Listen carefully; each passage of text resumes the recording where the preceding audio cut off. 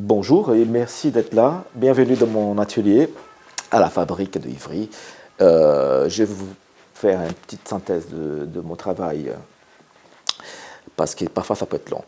Et je voulais vous montrer un peu l'univers dans lequel je suis plongé en ce moment, qui est dans la sculpture animalière.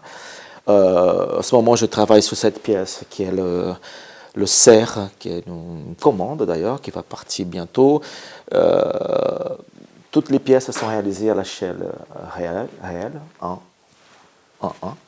Et la procédure de travail commence souvent, et même toujours, par un dessin à l'échelle que je vais transposer sur un bloc de polystyrène et le sculpter. C'est une des étapes de travail. Ensuite, le travail va être recouvert d'un fil, un cordage, une cordelette en couleur qui vont occuper à 100% le volume de la pièce. Elles vont être épinglées.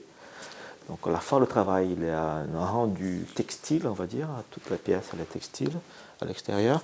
Et évidemment, toute la pièce est structurée quand il faut, dans le cas des cornes, notamment des bois du cerf, ils vont être structurés par du métal et recouverts de polystyrène et ensuite recouverts de cordage.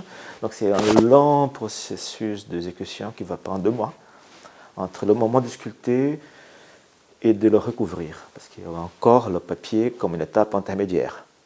Okay.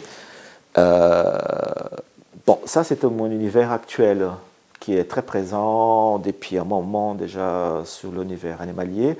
J'ai déjà travaillé aussi sur d'autres sujets comme les Indiens amazoniens, des tribus spécifiquement les Yanomami, et le Shinkrim aussi, c'est un autre type notre tribu qui a notre façon de se coiffer, qui n'est pas, je n'ai pas des exemples ici aujourd'hui, mais j'ai plutôt les Yanomami.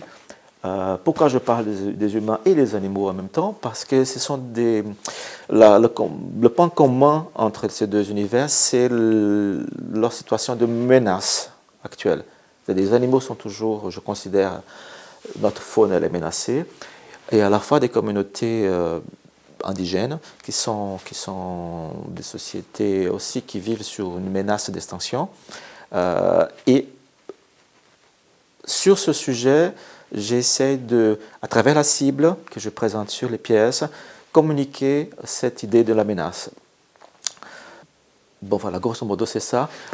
Derrière tout ça, il y a beaucoup de couleurs aussi. Ça, pour dédramatiser, on va dire, la situation, la couleur vient, c'est pas intentionnel la dédramatisation, c'est tout naturel, c'est ma façon de travailler avec mes sculptures. Ça reflète un peu le rapport que j'ai avec elles, c'est-à-dire que c'est ma joie de vivre aussi. Donc, c'est dans mon esprit ça, je ne sais pas faire autrement, c'est la couleur qui vient. Sans aucun jugement, au contraire, hein, j'apprécie ce qui est gris aussi, des fois même je l'utilise. Mais il est très présent la couleur dans le travail.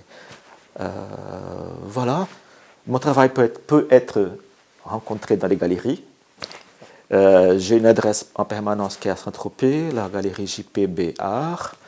Il y a une autre galerie au Luxembourg qui est Shotgun Gallery. J'ai été récemment aux États-Unis dans une autre galerie dans le Colorado, qui est Slate Gray Gallery. Et en ce moment, dans le quotidien, vous pouvez accéder sur Instagram, sur Mozart Guerra Sculpteur, ou tout simplement Mozart Guerra, ça va apparaître. J'ai mon site aussi, mon website qui est à mon nom, mozartguerra.com,